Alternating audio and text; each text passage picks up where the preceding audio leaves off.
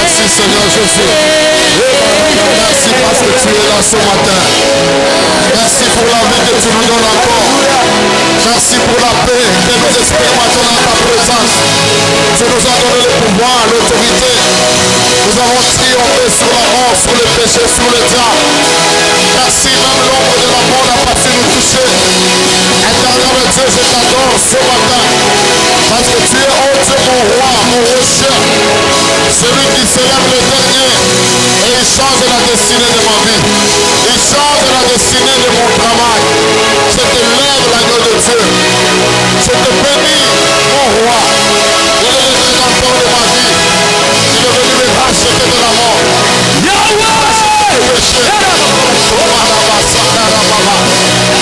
Oh, merci Seigneur.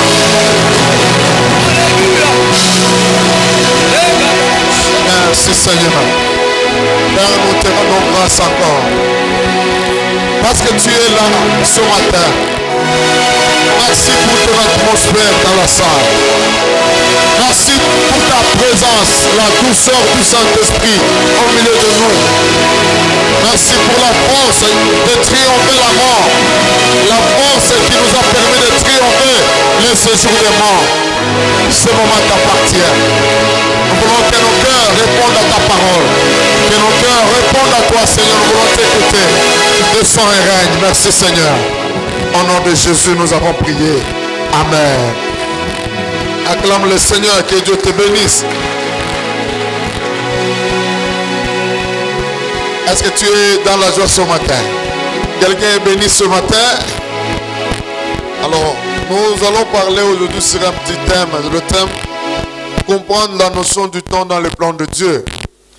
Et l'objectif de vous amener dans le grand thème de l'année, les temps favorables. Je voudrais beaucoup plus vous amener à comprendre la notion du temps. Parce que beaucoup de gens, quand vous leur posez la question, pourquoi telle chose n'est pas arrivée, ils vous diront que j'attends le temps de Dieu. Et souvent, cette notion n'est pas bien comprise. Et quand elle n'est pas comprise, par moments, nous tapons à côté. Et il y a même beaucoup de gens qui finissent par même vieillir sans voir l'accomplissement des promesses de Dieu dans leur vie. Alors, au travers de ces messages, nous avons l'obligation ensemble de comprendre qu'est-ce que le plan de Dieu. Qu'est-ce que Dieu comprend par rapport au temps?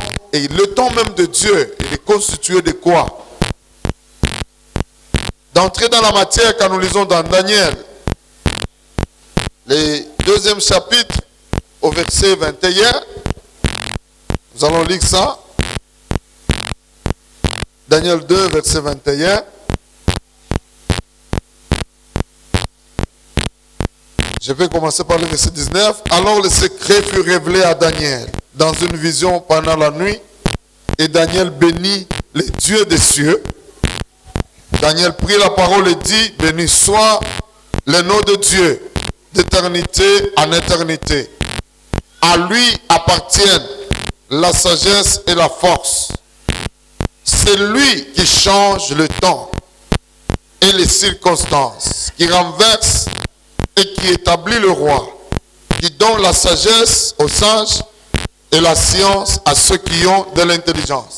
Si je peux répéter le verset 21, Il dit c'est lui qui change le temps et les circonstances. Quelqu'un dit Amen. Souvent nous prions et d'autres courants disent Dieu est le maître de temps et des circonstances. Quand on dit qu'il est le maître de temps, c'est qu'il contrôle le temps. Il maîtrise le temps. Et le temps ne peut pas lui échapper. C'est lui qui avait fixé les limites du temps. Et c'est lui qui est même l'initiateur du temps.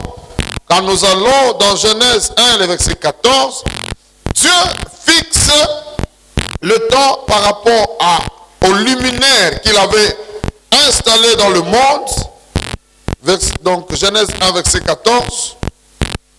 Dieu dit qu'il y a des luminaires dans l'étendue du ciel pour séparer le jour avec la nuit, que ce soit des signes pour marquer les époques, les jours et les années. Quelqu'un dit Amen. Au travers des luminaires, et nous avons deux grands luminaires, premièrement le soleil, et le deuxième luminaire que Dieu a placé, c'est la lune. L'un fonctionne le jour et l'autre la nuit. Et la Bible déclare, ces luminaires, Dieu les a placés afin de fixer le temps, donc marquer les époques, les jours et les années. Et c'est Dieu qui les avait faits, afin que l'on puisse compter et afin que l'on puisse comprendre comment les choses fonctionnent. Je vous parlais le premier, je parle le 3, le 1er janvier, je vous parlais sur les 3 types de temps dans les Grecs. On parle de aion, aion qui est l'époque, qui signifie une époque donnée. Comme il y a 10 ans, 20 ans, il y a des choses que nous avons vécues. Il y a des tragédies, des événements qui se sont passés il y a 20 ans. Et nous avons parlé des chronos, le chronos qui est le temps chronologique. Le temps que nous vivons du matin au soir. Le matin, j'étais à la maison, je me suis réveillé, je me suis lavé. Et à 10 heures, je suis venu à l'église. Ça, c'est le temps chronologique. Cela est en train de retracer les activités, retracer les choses que j'étais en train de faire. Et il y a le temps kairos. On a dit que c'est l'instant T, le moment T là. Le kairos, c'est pendant ce temps où nous sommes à l'église. Il y a des choses qui arrivent, tu écoutes la parole. Et quand nous disons, cette année c'est le temps favorable, nous focalisons sur le temps de Dieu. Le temps où Dieu agira. Et Dieu n'agit pas seul, Dieu agit avec l'homme. Quelqu'un dit Amen. Et le temps de Dieu, tel qu'il l'a fixé par les époques, le temps et le jour, ce temps est subdivisé en saisons. C'est ce que j'aimerais t'apporter encore aujourd'hui. Le temps de Dieu est défini par des saisons. Et dans la vie, on n'aura pas toujours les mêmes saisons. Les saisons se diffèrent. Et les saisons arrivent à chacun de nous. Et chacun se place dans une saison. Et la saison définit un cycle qui commence. Vous savez, c'est un cycle, quand ça commence, ça tourne et on arrive au point de départ. Quand nous lisons dans Genèse 8, le verset 22, allons-y. La Bible nous dit ceci: tant que la terre subsistera, les semailles et les moissons, le froid et la chaleur, l'été et l'hiver, les jours et la nuit ne cesseront point. Quelqu'un dit Amen. Tant que la terre subsistera, Dieu fixe maintenant les saisons. Le temps est là, mais le temps ne fait pas des choses seul. Dans le temps, Dieu a fixé des saisons. Et pendant ces saisons-là, ce que nous venons de lire, souvent nous vous parlons de la semaille et de la moisson. Mais la Bible ajoute, il dit, le froid et la chaleur, l'été et l'hiver, les jours et la nuit ne cesseront pas. J'aimerais que tu comprennes que dans le temps de Dieu, tu dois comprendre tu es dans quelle saison. Et lorsque tu comprends la saison, c'est alors que tu peux espérer recevoir quelque chose. Et dans chaque saison, qu'est-ce que tu es appelé à faire et qu'est-ce que tu n'es pas appelé à faire? Si tu n'as pas semé pendant le temps de semer, ne t'attends pas à moissonner pendant le temps de la moisson. Il y a des choses que tu peux faire pendant le temps de froid, mais il y a des choses que tu ne peux pas faire aussi pendant le temps de froid. Alors dans le temps de Dieu, le temps que Dieu a fixé sur la terre, il a donné à l'homme l'intelligence de discerner qu'est-ce que je dois faire et qu'est-ce que je ne dois pas faire. Quand nous disons le temps favorable, il faut aussi avoir l'intelligence. Je vous avais fait lire la fois passée où on a parlé des enfants d'Isaacar. La Bible dit les fils d'Isaacar, ils avaient l'intelligence des temps. Cela veut dire que ce sont des gens qui avaient la connaissance des saisons. Ils connaissaient ce qu'Israël devait faire. Et vous savez, dans la vie chrétienne, dans la marche avec Dieu, nous tous, nous n'entrons pas dans les mêmes saisons au même moment. Toi, tu peux être dans la saison de semailles, mais l'autre est dans la saison de moissonner. Toi, tu peux être dans la saison du froid, mais l'autre est dans la chaleur. C'est pourquoi il faut savoir discerner le temps de Dieu. Quelle heure est-il à l'horloge de Dieu pendant ce moment pour toi? Pour les autres, on peut être le matin, mais pour les autres, c'est le soir. Pour les autres aussi, c'est minuit. Il faut dormir. C'est pourquoi tu dois discerner le temps de Dieu. Au travers de ce message, je demanderai à l'église où il faut tirer un monde parce que tu ne connais pas il est à quel temps et il est dans quelle saison et qu'est-ce qu'il est appelé à faire. Reste dans le temps de Dieu et fais la chose que Dieu attend de toi. Ainsi dit qu'à tout va, tu es dans le temps favorable. Mais dans le temps favorable, discerne qu'est-ce que tu dois faire. Est-ce que tu as compris ces choses?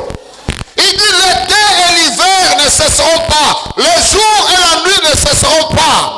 Et les saisons sont définies. Et dans chaque saison, on est appelé à faire quelque chose. Si nous allons dans Ecclésiaste 3, le premier verset, et nous lisons la suite. Ecclésiaste 3. On peut y aller, vous êtes là. Je vais lire. Il dit, il y a un temps pour tout. Ça, j'aimerais que tu comprennes. Il y a un temps pour tout. Comme pour dire, il y a une saison pour toutes choses. Il y a un temps pour toutes choses sous les cieux. Un temps pour naître et un temps pour mourir. Un temps pour planter et un temps pour arracher ce qui a été planté. Un temps pour tuer et un temps pour guérir. Un temps pour abattre et un temps pour bâtir. Un temps pour pleurer et un temps pour rire. Quelqu'un dit Amen. J'aimerais dire au nom de Jésus. Tu vas quitter la saison de pleurer pour aller dans les lire. Il dit un temps pour pleurer et un temps pour rire, un temps pour se lamenter, un temps pour danser. Alléluia. C'est pas tous les jours on dansera, il y aura un temps de danser. Même quand tu ne veux pas, la danse viendra d'elle-même. Ce temps-là est en train d'arriver. Et tu dois comprendre c'est à quelle saison que tu dois agir. Il dit un temps pour danser, verset 5. Un temps pour lancer des pierres, un temps pour ramasser les pierres. Un temps pour embrasser et un temps pour éloigner des embrassements. Donc quelque part même un temps de se marier, hein, mais aussi un temps où le mariage n'est pas bon. Quelqu'un dit Amen. Mais nous, avant de dire le mariage est toujours bon. Verset 6. Un temps pour chercher et un temps pour perdre. Un temps pour garder et un temps pour jeter. Un temps pour déchirer et un temps pour coudre. Un temps pour se taire et un temps pour parler. Un temps pour aimer, un temps pour haïr, un temps pour la guerre, un temps pour la paix. Même la guerre, elle ne sera pas tous les jours. Même dans la vie chrétienne, tu n'auras pas tous les combats tous les jours. Il y aura toujours des combats, mais il y aura aussi des moments de paix. C'est pourquoi prétendre que tous les jours c'est le combat, quelque part tu ne réfléchis pas bien. J'aimerais t'amener à comprendre que même la guerre, le combat spirituel, il arrivera un moment, tu n'auras pas de combat spirituel. C'est pourquoi il ne faut pas former des combats là où il n'y a pas de combat. Quelqu'un peut dire Amen. Tu dois savoir qu'ici il y a un combat, mais tu dois savoir aussi surmonter les combats. Il dit un temps pour le combat, un temps pour la paix. Le verset 9, quel avantage celui qui travaillerait-il de sa peine? J'ai vu à quelle occupation Dieu soumet le Fils de l'homme. Verset 11, il fait toutes choses belles en son temps. Même il a mis dans leur cœur la pensée de l'éternité. Bien que l'homme ne puisse pas saisir l'œuvre que Dieu fait du commencement jusqu'à la fin. Amen. On a dit il fait quoi? Toutes choses belles à son temps. Il fait toutes choses bonnes. Ici on a dit bon, dans ma version on parle de belles. Je n'ai jamais vu dans la Bible où on dit que Dieu fait de mauvaises choses. Je ne sais pas si toi tu as déjà lu ça. Je n'ai jamais lu où on parle que Dieu a fait le mal. Dieu a voulu que le mal... Non, Dieu fait toujours de bonnes choses. Il fait chaque chose bonne en son temps. Donc tu dois savoir quel est le temps où la bonne chose doit arriver. Quel est le temps où je dois agir pour saisir la bonne chose. Et la Bible déclare, il a mis en nous la pensée de l'éternité. Quand nous parlons de l'éternité, c'est que ça veut dire quoi? L'homme réel n'est pas défini dans le temps. Tel que je suis là, mon petit temps sur la terre, ce n'est qu'un brin. Mais en réalité, je suis éternel aussi. Est-ce que tu sais que tu es éternel? Il a mis en nous la pensée de l'éternité. Bien que l'homme ne puisse pas saisir l'œuvre que Dieu fait du début jusqu'à la fin. C'est-à-dire que Dieu n'agit pas dans le passé, ou Dieu n'est pas dans le demain, mais Dieu est dans le présent. C'est pourquoi quand Moïse le rencontre au buisson Adam, il dit à Moïse, je suis ce que je suis. Va dire à ce peuple que je suis m'envoie. Il le conjugue au présent parce qu'il est dans le présent. Donc aujourd'hui, comme tu es vivant, donc Dieu est avec toi. Et comme il est avec toi, il agira aussi avec toi. Mais comprends qu'il y a des saisons. C'est ce que nous venons de lire. Chaque chose a son temps. Chaque chose doit être faite dans ce temps. C'est pourquoi lorsque tu sors la chose dans son temps, là tu te crées des problèmes. Et j'aimerais dire à l'église, dans la vie, n'imite pas que personne. Ne fais pas des choses parce que tel le fait. Non, toi tu es dans ton temps, tu es à ton école et tu es dans ta destinée avec le Seigneur. Les choses que moi je rencontrerai, ce n'est pas les choses que toi tu rencontreras. Les réalités de combat que moi je connaîtrai, ce n'est pas les réalités de combat que tu connaîtras. Quelqu'un peut dire Amen. Est-ce que l'église tu es là? Chaque saison a sa particularité. Chaque saison nous réserve des actions, des comportements à faire. Lorsque je suis dans la saison de semer et que je ne sème pas, là je me détruis moi-même. Lorsque je suis dans la saison de danser et que je ne danse pas, c'est une erreur. Il dit, il y a un temps pour danser aussi. Voilà, quand Dieu bénit, la Bible nous parle des actions de grâce. C'est un temps de danser, c'est un temps de chanter pour le Seigneur. C'est pourquoi on ne retient pas les actions de grâce. Ça existe dans le plan de Dieu, ça existe dans le temps de Dieu et nous devons le faire. Quelqu'un dit Amen. La Bible dit, va vers la fourmi et comprend, devient sage. Lorsqu'on ne comprend pas sa saison, on ne comprendra pas aussi comment agir. La Bible nous parle dans Proverbe 6:6, on va aller là-bas. Proverbe 6:6 nous parle de la fourmi. Il dit, va vers la fourmi paresseuse. Considère ses voies et devient sage.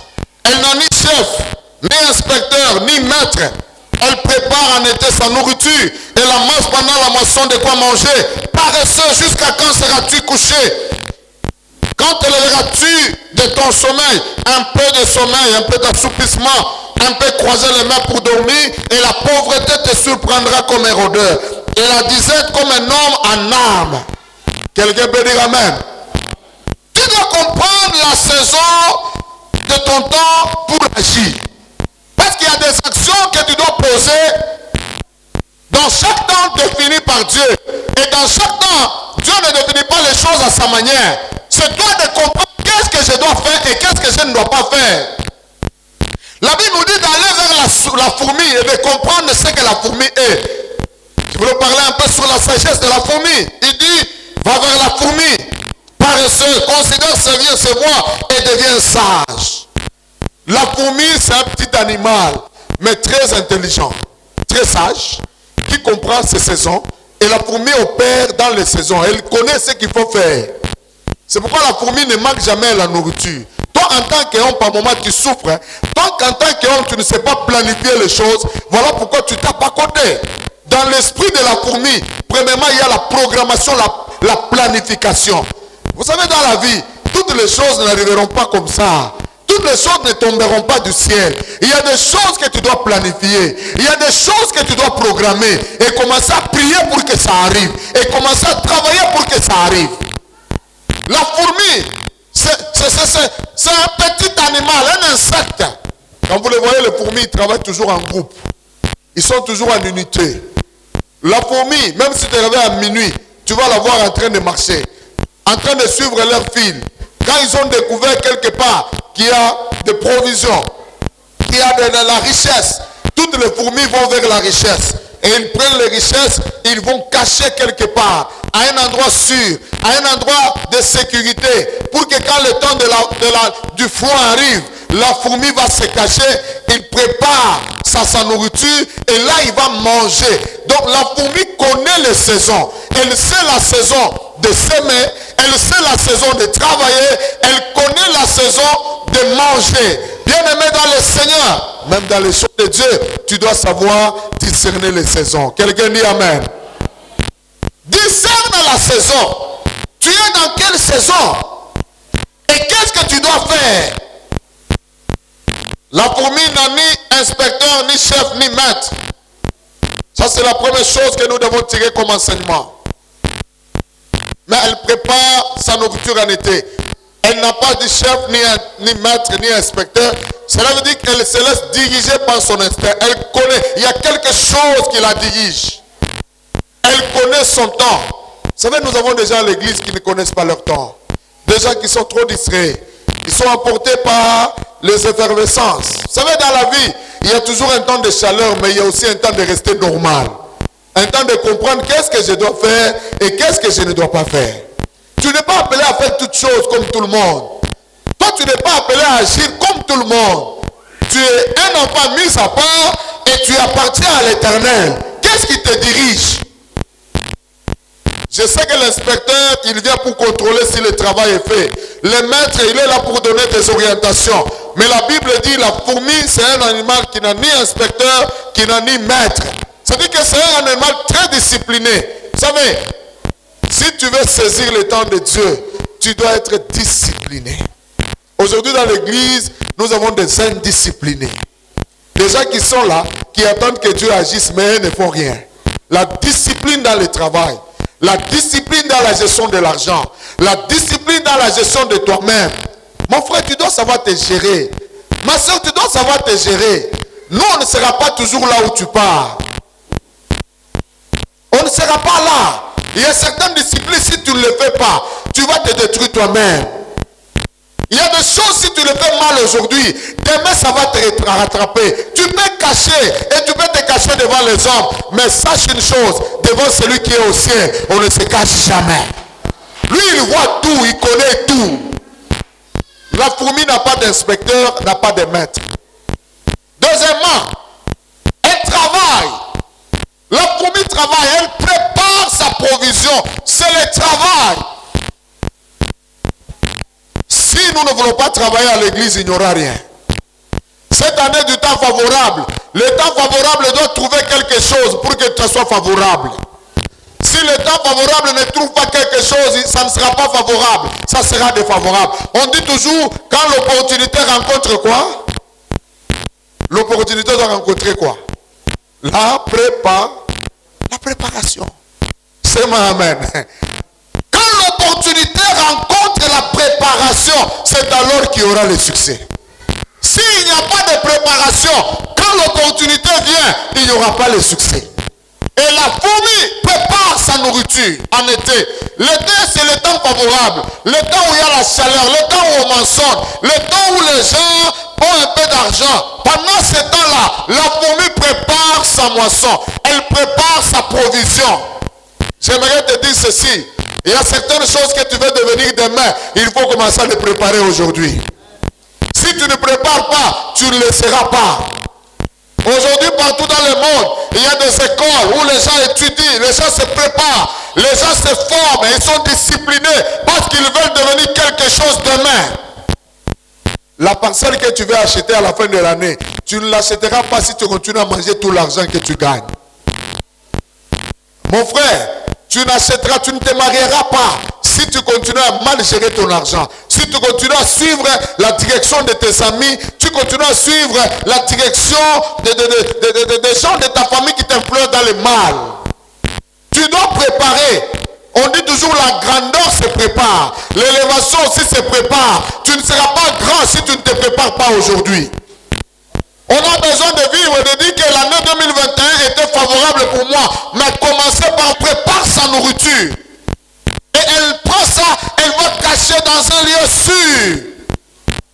Elle a des provisions.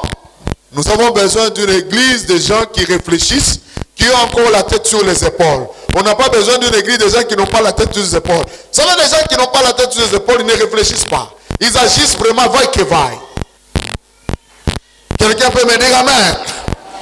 Troisièmement, la fourmi et la mort, c'est ce qu'il y a à manger et elle se protège pendant les moments de difficulté. Elle reste cachée dans son trou, elle ne sortira pas. Quand elle a déjà fait sa provision, elle sait que je mangerai et je mangerai encore. Je voudrais te dire ce matin, tu dois connaître ta saison et quelle est l'action que tu dois faire. Il y a un temps où tu dois s'aimer. Tu dois prendre de l'argent, tu dois s'aimer. Il y a un temps où tu dois faire du bien aux gens. Tu dois faire du bien. Il y a un temps où Dieu te donne un peu de moyens. Tu dois nourrir les pauvres. Tu dois habiller les gens. Tout ça, ce sont des semences. Mais il y a aussi un temps où tu dois aussi recevoir. Les gens te donneront. Tu dois comprendre. Lorsque tu ne comprends pas ça, tu seras en train de tourner en rond. Tu seras en train de dire non, Dieu ne me connaît pas. Dieu ne me bénit pas. Oh, moi je ne saisis pas ce que Dieu veut faire. Non, bien-aimé. C'est à toi de comprendre les choses. Beaucoup de gens sont paresseux. Ils attendent que les choses tombent du ciel. Il dit un peu de sommeil, un peu d'assouplissement, la pauvreté t'atteindra. Tu sais, en dehors du travail que tu fais, il faut créer aussi d'autres travail. Malheureusement, beaucoup de gens, ils restent toujours un employé. Un employé n'ira jamais très loin. Un employé sera toujours limité par son salaire. Mais lorsque tu veux aller très loin, comprends que tu dois s'aimer dans beaucoup de terres. Tu dois investir dans beaucoup de choses. Mais la Bible nous dit paresseux que tu es. Un peu de paresse. La pauvreté t'atteindra. Lorsque tu aimes beaucoup dormir, dormir ce n'est pas seulement dormir dans ton lit. Non, dormir c'est l'inactivité, c'est ça dormir. C'est ma amen. Comme on a cage, ou une inactivité, ou chaque tout, tu ne fais rien, c'est ça dormir. Il dit un peu d'assouplissement, un peu de sommeil. La pauvreté t'atteindra. Lorsque tu ne veux pas travailler, lorsque tu ne veux pas affecter une saison, sache que l'autre saison ne te donnera rien. C'est pourquoi il faut commencer maintenant. Je demande à l'église, saisissez votre saison. Saisissez votre temps. Tu n'auras pas un autre temps comme celui-ci. Et Dieu n'a pas fait l'erreur de te faire naître au Congo pendant 7 ans. Il t'a fait naître et il sait que tu as la capacité. Il a mis en toi le pouvoir de faire les choses. Il a mis en toi les potentialités. Afin que tu affectes ton temps. Et c'est possible. Arrête de murmurer. Arrête de continuer toujours à te plaindre, à te lamenter. Ça ne changera rien. Les lamentations ne changent rien. Arrête que les gens puissent avoir pitié de toi à tout moment pour te donner. Non, ce n'est pas la vie à laquelle tu es appelé. Tu existes dans le plan de Dieu. Et il a une destinée avec toi. Et Dieu te bénira. Je te demande ce matin, si tu peux comprendre ton temps, arrête de dormir. Arrête la paresse. Et comprends bien ta saison. Le temps seul ne changera rien. Si tu es là en train de dire nous n'achunga ta Mungu, yoke utachunga sana, rien ne changera. Le matin je dis même aux jeunes sœurs, tu attends le mariage tout en restant enfermé dans la maison, tu attendras longtemps.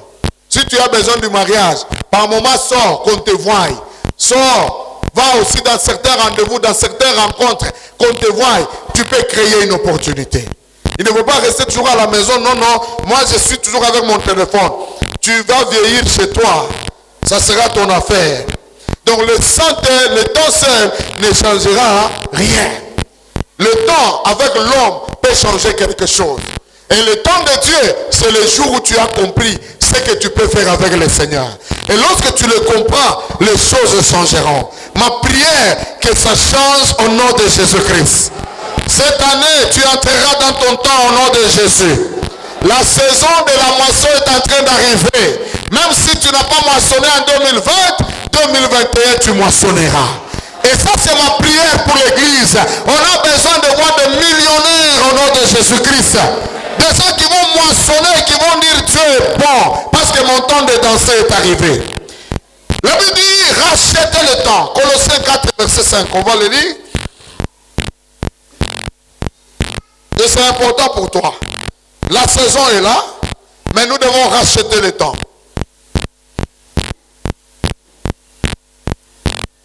Colossiens 4. Le verset 5. Il dit, conduisez-vous avec sagesse envers ceux du dehors et rachetez le temps. Quelqu'un dit Amen. On peut lire ensemble avec vous. 1, 2, 3.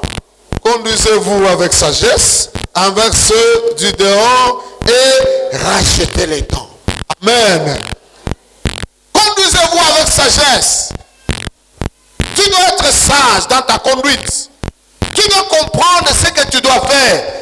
Pendant 7 ans, qu'est-ce que tu es appelé à faire? Il dit, conduisez-vous avec sagesse envers ceux du dehors et rachetez le temps. Qu'est-ce que cela veut dire, racheter le temps? Dans Ephésiens 5, verset 15, il dit, rachetez le temps car les jours sont mauvais. Racheter le temps, premièrement, c'est gagner en termes de temps. Gagner le temps, bien-aimé. Vous savez, le temps que tu as aujourd'hui, tu ne l'auras pas demain. La force que tu as aujourd'hui, tu ne l'auras pas demain. La beauté, ma soeur, que tu as aujourd'hui, tu ne l'auras pas demain. Je t'informe que celui qui est né en 2000, il a quel âge maintenant? 21, hein? Celui qui est né en 1980 et 90, il a combien? 31. Donc il n'est pas encore jeune, hein? Il n'est pas adolescent plutôt, hein? Celui qui est né en 1980, il a 40 ans. Il commence à vieillir.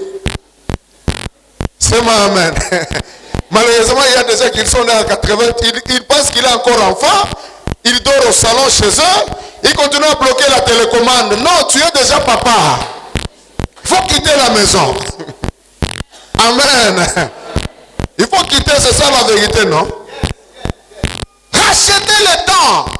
Ma soeur, c'est bien, on a regardé mon calage, hein? Ça m'a vous on a kuisha. On a pas 15 ans. On a fait pas 20 ans. Kama kwa mnonanti, unaisha déjà 30 ans. Kama upende kupata bwana, attention. Amen, amen. Kama unakuwa pas fieri, oh non, non, oh moi d'abord. La Bible dit racheter le temps. Racheter le temps. Gagner en termes de temps, cela veut dire qu'il faut faire ce qui est utile. Il faut faire ce qui est nécessaire. Parce que la force que tu as aujourd'hui, la beauté que tu as aujourd'hui, tu ne l'auras pas demain. Les capacités que tu as aujourd'hui, tu ne l'auras pas demain. Et c'est pourquoi il faut savoir saisir le temps de Dieu.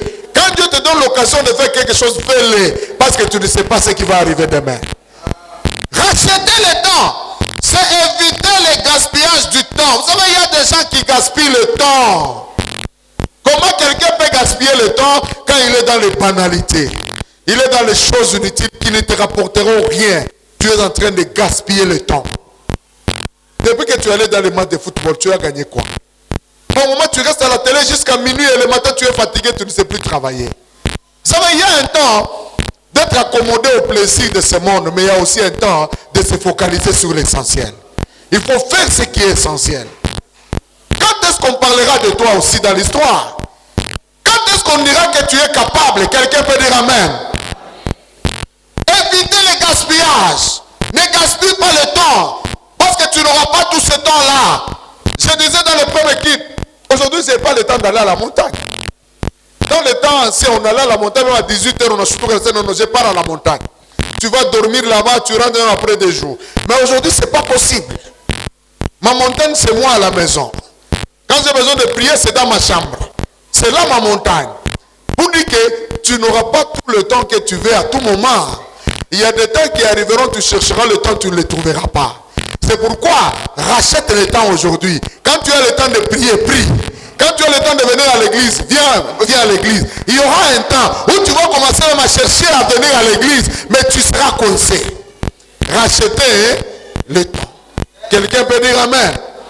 Rachète ton temps.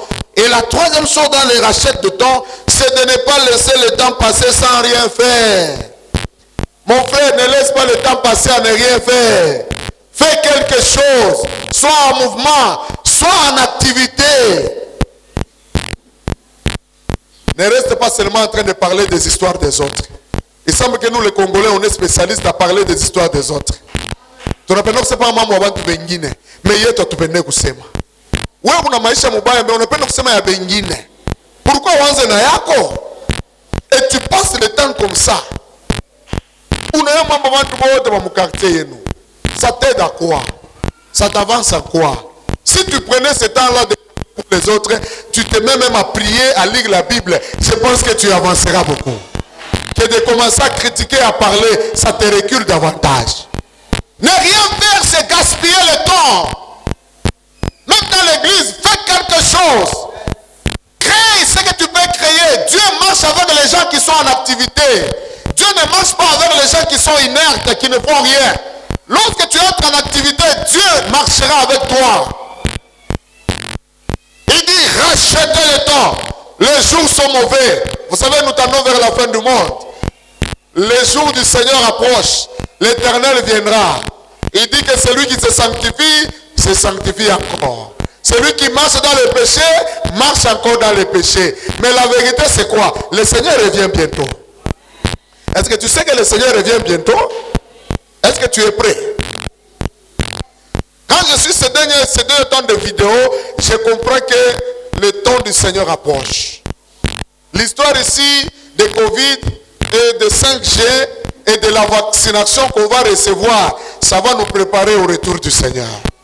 Parce qu'on va nous inoculer des petites particules, des puces dans nos corps. Ça sera le vaccin. Et quand tu as ce vaccin-là, tu seras retracé partout. Tu ne sauras pas te cacher.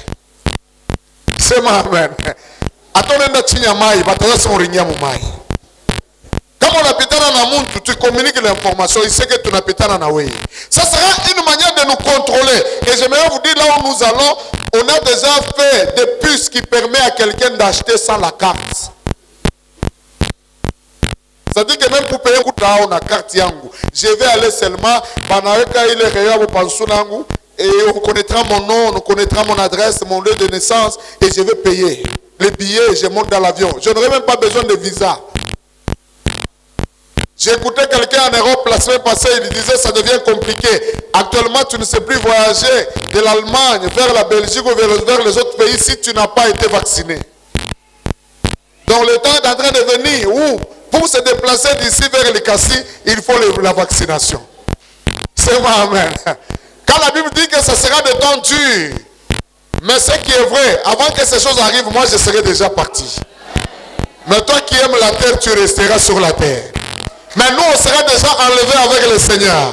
Et le reste là, les hypocrites, les gens qui faisaient des choses cachées, ils resteront. C'est pourquoi prépare-toi à la rencontre de ton Seigneur. Il arrive bientôt. Quelqu'un dit Amen. Dis à ton voisin, le Seigneur revient bientôt. Il faut se préparer. Il arrivera. Il dit tout un le verra. Vous savez, même les païens le verront. C'est que la Bible déclare. Hein? Tout un le verra. Et les païens, et tout le monde. Quand il reviendra, tout le monde le verra. Mais la vérité, nous serons transformés dans un clin d'œil. Nous serons enlevés. Et ce jour-là, on connaîtra. Il n'y aura ni bishop, ni pasteur, ni évangéliste. Hein? Mais c'est seulement ceux qui auront l'esprit pur qui seront enlevés vers le ciel. Et vous savez, ça sera comment? C'est comme le mât. Si tu n'as pas les mêmes propriétés que le mât, tu ne seras pas attiré. Mais lorsqu'en toi il y a le mauvais chose, tu resteras sur la terre. C'est pourquoi rachetons le temps, les jours sont mauvais. Nous mangeons, mais n'oublie pas que le Seigneur revient. Tu fais des choses, n'oublie pas que Jésus revient. Alors rachète le temps. Même dans la manière de faire les choses. Dans Psaume, il dit, Psaume 90, il dit, enseigne-moi à bien compter mes jours, afin que j'applique mon cœur à la sagesse. Enseignez-moi à compter. Premièrement, dans l'enseignement, c'est dit, je dois compter mon âge. J'ai quel âge? J'ai 20, j'ai 30, j'ai 50 ans, j'ai 60 ans, afin que j'applique mon cœur à la sagesse, que je sache ce que je dois faire. Par rapport à la vision qui me reste, par rapport aux choses que je dois faire. Donc tu dois appliquer ton cœur à la sagesse en comptant tes jours. Ne continue pas à compter les jours en disant non, non, et moi quand bois, mais un jour le Seigneur viendra. Il te trouvera où et tu seras comment. Maintenant j'aimerais terminer mon message. Comment saisir sa saison de bénédiction? Parce que le temps, selon Dieu, est divisé en saisons. Et chaque saison a sa particularité. Maintenant, qu'est-ce que je dois faire pour saisir ma saison? Qu'est-ce qu'est-ce que je dois faire pour impacter ma saison?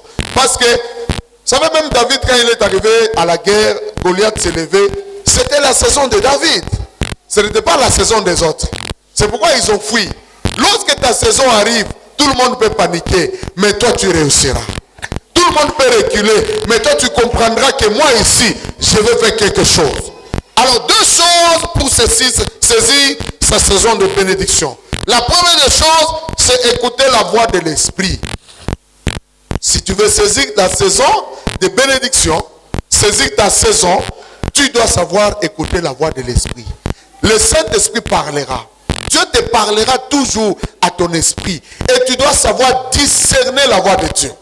La Bible dit, le peuple qui discerne le son de la trompette, ils marcheront à la clarté de ta lumière. Lorsque tu connais discerner la voix de Dieu, lorsque tu sais discerner la voix de l'Esprit, tu marcheras dans la lumière. Tu sauras impacter ta saison. Et tu auras toujours les bénéfices dans ce que tu feras. Et la deuxième des choses, c'est l'obéissance à la voix de l'Esprit. Une chose est d'écouter Dieu, mais une autre est de l'obéir. Il y a des gens qui écoutent, mais qui n'obéissent jamais. Il sait que Dieu veut ça, mais en pratique, il ne verra pas ce que Dieu fait, mais il fera le contraire. Et ces gens-là, vous les verrez toujours en train de pleurer. Ces gens-là, vous les verrez toujours en train de gémir. Savoir écouter la voix de l'Esprit. Est-ce que Dieu parle? C'est la question que je te pose. Dieu parle? Le diable aussi parle? Vous savez que dans le monde, l'homme aussi parle. Dans le monde, il y a 3 voix que tu écouteras. La première voix, ce sera la voix de l'homme. Toi-même, ta chair parlera. Kama unasikia njala, si unasikia sauti mwana kwa mesa unasikia njala. Kama kitu moja kinakupendeza unakiona, unasikia sauti mwana anasema ukiuze, tu vas acheter. Ça c'est la voix de l'homme qui parle. Et cette voix-là nous pousse à poser des actions. Et deuxièmement, le diable parlera aussi. Le diable viendra dans tes pensées. Et tu dois savoir discerner la voix de Dieu, la voix du diable et ta voix. Le diable viendra te dire toujours ce qui est contraire à la volonté de Dieu. Parce que l'objectif du diable, c'est de t'amener au péché. C'est le diable qui va commencer à t'aider à avoir la convoitise. On a convoité, tu ne sais pas comment ça vient. Et le diable, il nous parle, il met sa semence en nous. Et lorsque on apprend le coup, tu vas passer à l'action. C'est pourquoi le diable, il faut le résister. Il faut le repousser. Quand tu le repousses, c'est alors que tu resteras calme. Le diable, lorsque tu le chéris, tu aimes écouter ce qu'il dit, tu vas tomber. Parce que le diable t'amènera toujours des choses qui semblent bonnes. Mais à la fin, c'est la mort. Il a dit à la femme, le fruit est bon, mangez là. Vous serez comme de Dieu. Et lorsqu'ils ont mangé, ils n'étaient pas comme de Dieu. Dieu les a chassés. C'est la même chose. Le diable te dira, non, tu vois cette jolie sœur là. Et quand tu vas suivre, et après on a mukabura mimba, ça te complique. Tu commences à dire, si je n'avais pas écouté cette voix qui me parlait. Tu dois savoir discerner la voix de Dieu et la voix du diable. Et savoir écouter la voix du diable. Le diable t'amènera toujours au mal. Et la voix de Dieu, tu dois savoir l'écouter. Dieu te parlera. Et Dieu, avant de faire une chose, il parle toujours. Il dira à ton cœur. Il va te révéler la chose. C'est pourquoi il dit, notre cœur doit être pur pour écouter Dieu. Notre cœur doit être stable pour saisir Dieu. Ainsi, lorsque tu écoutes Dieu, tu avanceras. Parce que Dieu te mettra sur le chemin de ta destinée, qui t'amènera dans ta saison. Dieu t'amènera sur la route qui te conduira vers ton héritage. C'est pourquoi tu dois savoir l'écouter. Quelqu'un dit Amen. Comment saisir Dieu? Comment saisir sa saison? C'est écouter et obéir. Nous allons voir l'histoire de la veuve de Sarepta. Comment cette femme a quitté de la saison de la sécheresse à la saison de la bénédiction. Non seulement elle s'est arrêtée à la saison de la bénédiction, elle est allée loin jusqu'à la résurrection de son fils. Lorsque tu comprends ta saison et que tu poses des actes qu'il faut par rapport à ta saison, sache que tu entres dans un processus qui te bénira jusqu'à la fin. On va lire dans 1 Roi 17.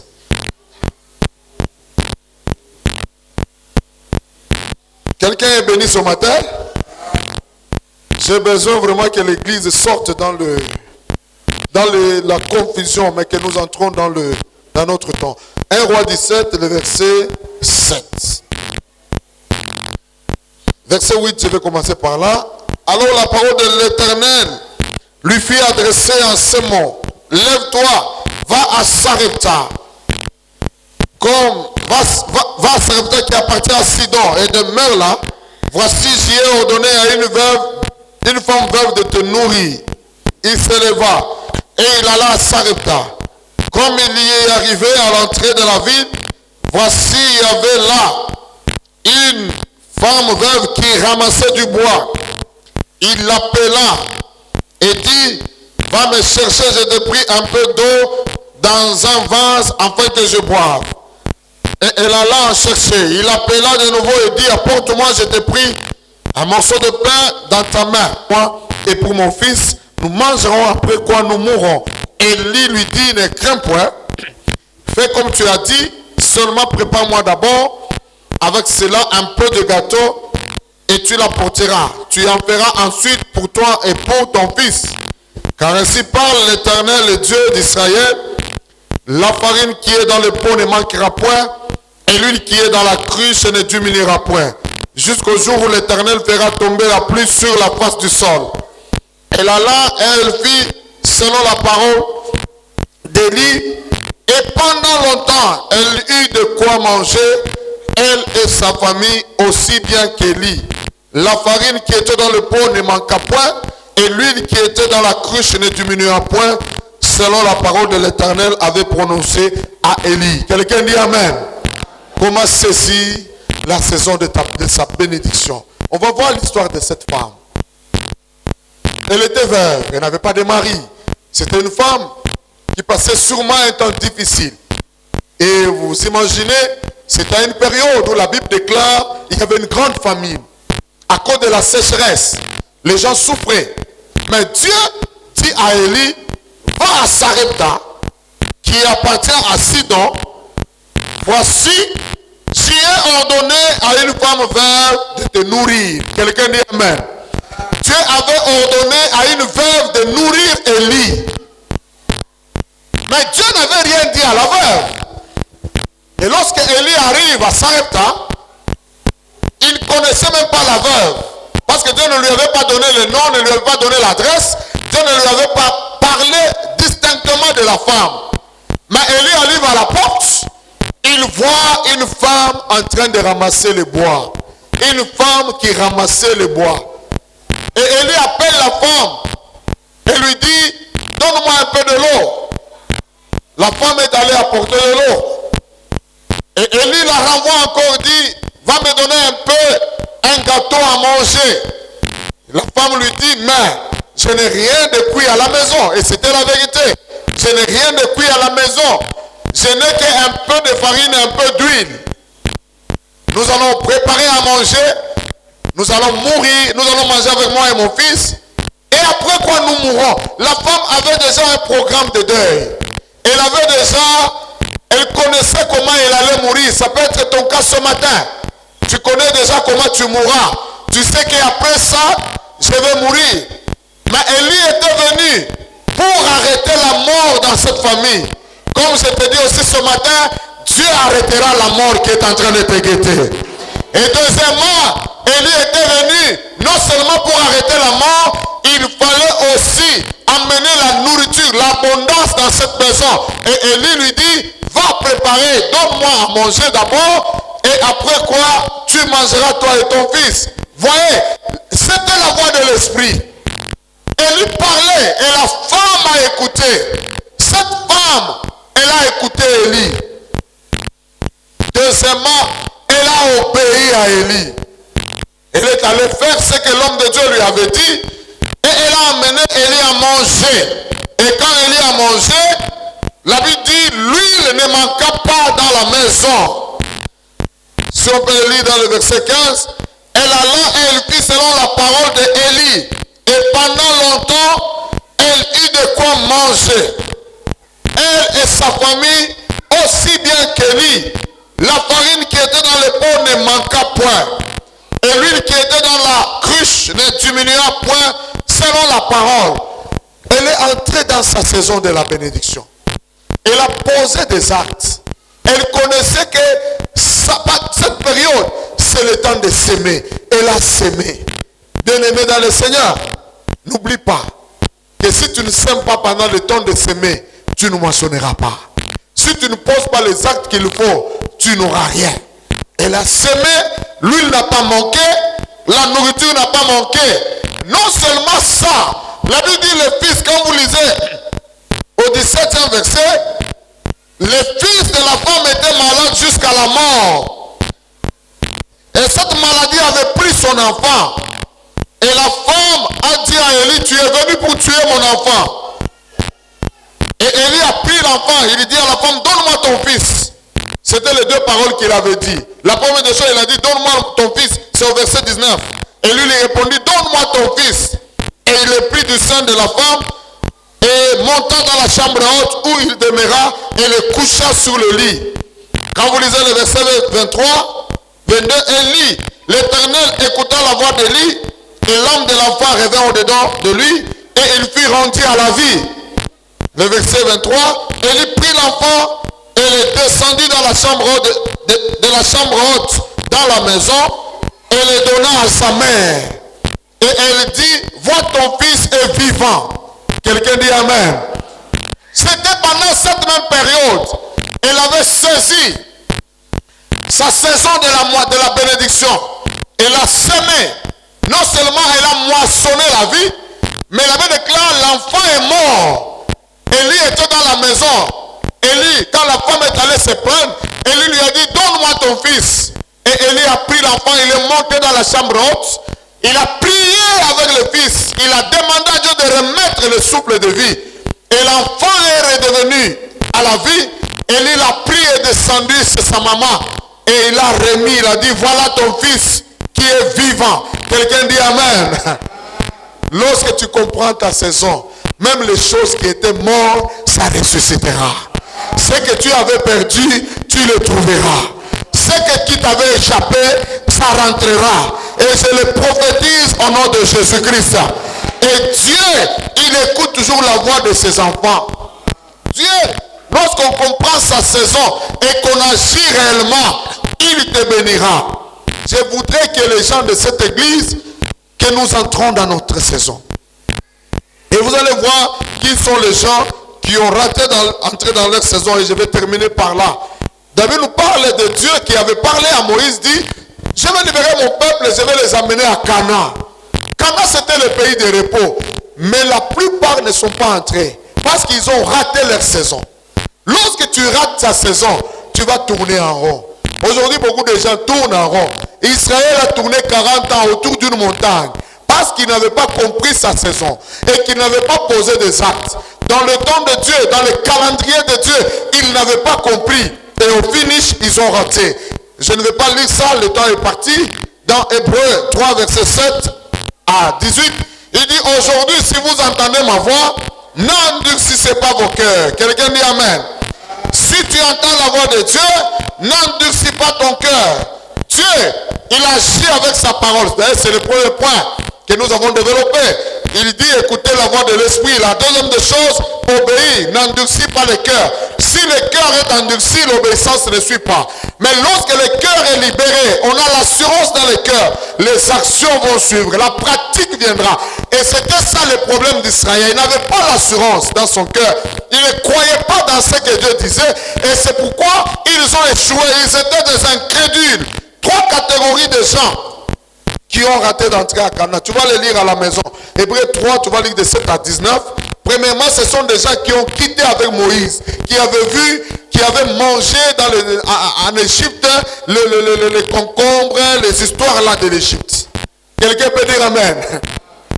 L'amour du monde était en eux.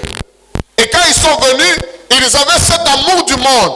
Et ils ne connaissaient pas entrer dans la saison de Dieu. Ils ne savaient pas comment saisir leur temps de bénédiction. Ils étaient là seulement des rebelles, à parler en mal de Moïse, à pouvoir irriter Dieu à tout moment. Il dit non, pourquoi ne sommes-nous pas morts en Égypte? Pourquoi tu nous as fait sortir de l'Égypte pour nous faire tuer dans le désert? Nous nous souvenons de tout ce qu'on mangeait. Les tomates, les concombres. nous mangeons, c'était bon. Et Dieu a dit, comme vous êtes comme ça, vous n'entrerez pas. La deuxième catégorie de gens, ce sont des gens qui ont péché dans le désert. Ils ont péché comment dans le désert? Ce sont des gens qui faisaient toujours le mal. Ils ont fait l'impudicité. Quand vous lisez la Bible sur le désert, on nous a parlé de 120 000 hommes qui sont tombés le même jour à cause de l'impudicité. Ils se sont alliés avec les Moabites. Ils ont commencé à coucher avec des étrangers et c'était un piège qui les a tués. Et troisièmement, ce sont des gens qui avaient désobéi à la loi de Dieu. Dieu leur a dit allez prendre possession et ils sont partis. Et quand ils rentrent, ils ont découragé les peuples. Ils ont dit non, les géants sont là. On n'ira pas. Ils vont nous dévorer, ils vont nous tuer. Et Dieu a dit comme vous avez désobéi à ma parole, vous n'entrerez pas. Ce sont des choses qui font que certaines personnes n'entrent pas dans leur héritage. Dans le temps de Dieu, tu dois agir. Dans le temps de Dieu, ne regarde pas tes faiblesses. Quelqu'un dit Amen. Quand le temps de Dieu arrive, passe à l'action. Même si tu es faible, passe à l'action. Parce que Dieu, il sera toujours avec toi et il ne t'abandonnera jamais. Tu dois savoir discerner le temps de Dieu pour toi. Et je termine en disant, le temps favorable c'est aujourd'hui. Le temps de ton élévation, c'est aujourd'hui. Le temps de ta guérison, c'est aujourd'hui. Le temps de ta gloire, c'est aujourd'hui. Ne tourne pas de regard inquiet en disant non, j'attends le temps de Dieu. On n'attend pas le temps de Dieu les mains croisées. On attend le temps de Dieu en travaillant. Et ce temps-là te trouvera dans le travail. Que Dieu vous bénisse et nous acclamons le Seigneur.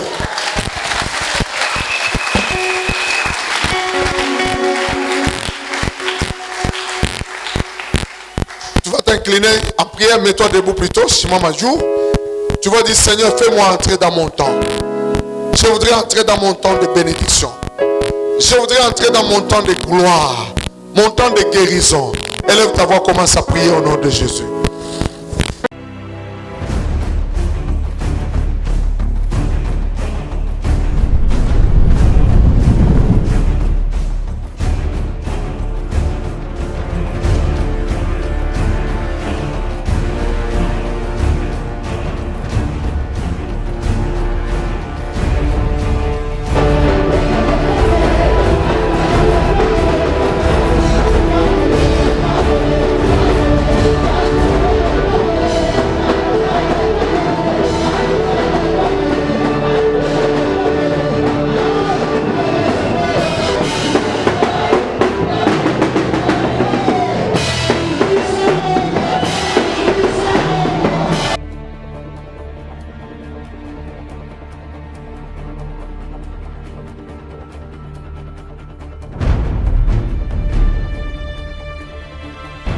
La promesse.